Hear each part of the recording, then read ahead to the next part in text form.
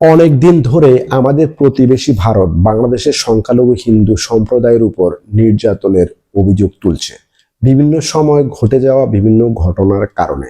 কিন্তু সাম্প্রতিক ঘটনাগুলো সেই অভিযোগকে আরো ভয়াবহ বাস্তবতায় রূপ দিচ্ছে।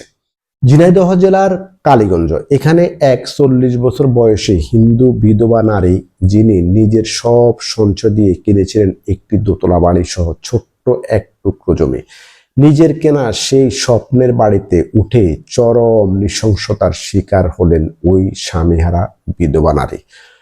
অভিযোগ, জমি কেনার কিছুদিনের মধ্যে শুরু হয় হেনস্থা, অশালীন প্রস্তাব, ভয়ভীতি, চাপ, কিন্তু এসবে রাজি না হওয়াই শেষ পর্যন্ত তার কাল হয়ে দাঁড়ায়।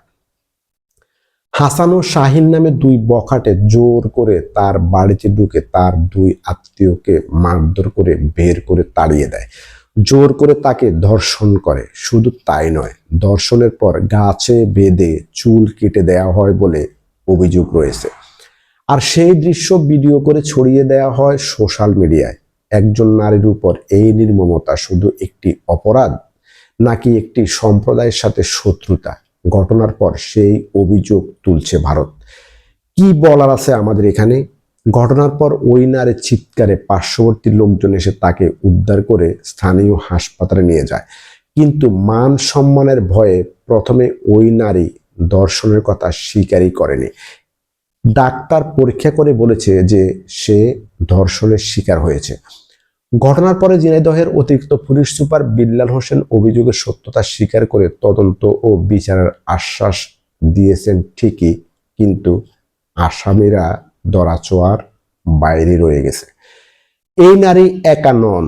শরীয়তপুরে খোকনচন্দ্র দাস কয়েকদিন আগে উত্তেজিত জনতার হাতে প্রথমে মারধর, তারপরে আগুনে পুড়িয়ে হত্যা।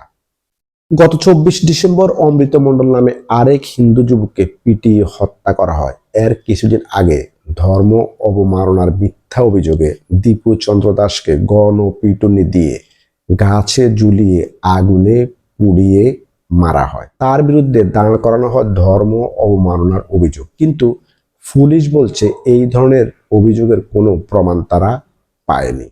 এই যে একটার পর একটা ঘটনা, একটার পর একটা মৃত্যু, এই পরিস্থিতিতে ভারত সরকার গভীর উদ্বেগ প্রকাশ করেছে। দিল্লির বক্তব্য, বাংলাদেশের সংখ্যালঘুদের বিরুদ্ধে যে অবিরাম শত্রুতার চিত্র সামনে আসছে তা তারা গুরুত্বের সঙ্গে পর্যবেক্ষণ করছে। অন্যদিকে সরকার বলছে তারা সংখ্যালঘুদের নিরাপত্তায় প্রতিশ্রুতিবদ্ধ, আইন অনুযায়ী ব্যবস্থা নেওয়া হবে। কিন্তু বাস্তবতা বলছে প্রতিশ্রুতির সঙ্গে বিচারের দূরত্ব এখনো অনেক অনেক। কারণ দেশে বিচারহীনতা এখন নিয়মে পরিণত হয়েছে। প্রশ্ন থেকেই যায়, বাংলাদেশের সংখ্যালঘু হিন্দুরা আসলেই কতটা নিরাপদ? সংখ্যালঘু হিসেবে তাদের নিরাপত্তাকে আমাদের দায়িত্বের মধ্যে পড়ে না?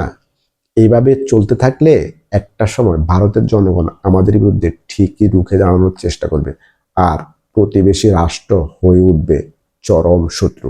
সুতরাং এ ধরনের প্রত্যেকটি ঘটনার যথাযথ তদন্তের মাধ্যমে রাষ্ট্রের উচিত অপরাধীদের সর্বোচ্চ শাস্তি নিশ্চিত করা। দর্শক, আপনার মতামত কমেন্টসে জানাতে পারেন। ধন্যবাদ। চ্যানেলটি সাবস্ক্রাইব করে সাথে থাকুন। দেখা হবে অন্য কোনো ভিডিওতে। আল্লাহ হাফেজ।